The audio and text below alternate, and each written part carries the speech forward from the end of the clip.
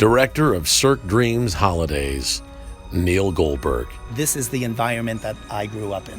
I love to be in a theater that has a stage and be able for audiences to sit in that seat, and when that curtain comes up, transport them to some magical place that for 2 hours, they're not thinking about anything else except how do they do that?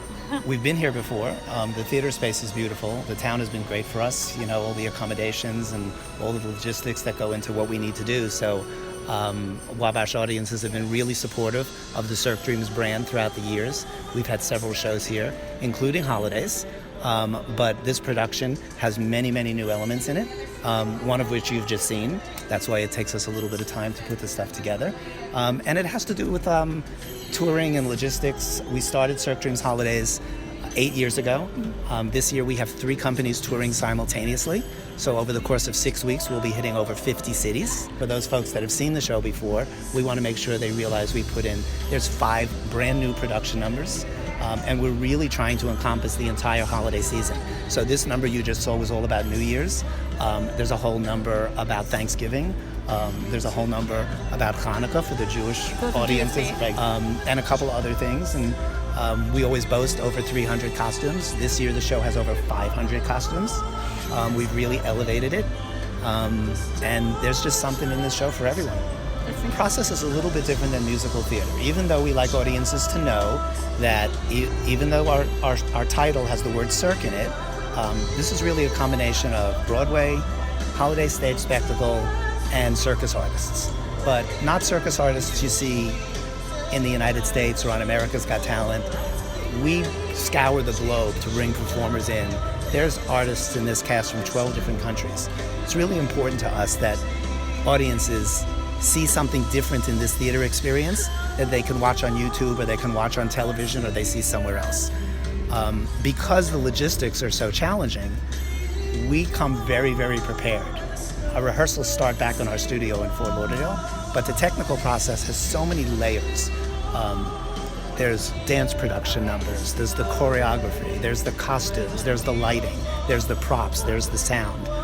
And we take those 5 to 7 days in a theater environment, and that's the only place that we can properly layer that in. The work ethic of these artists is second to none.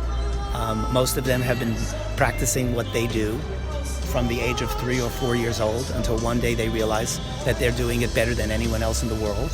And then someone like us, me, or Cirque Dreams comes around and says, okay, now we're gonna bring you to America and transform what you've already created into being able to tell a story about the holiday season. And so we also like audiences to know that there's no story per se. There's 20 scenes in the show, and every scene tells a different story.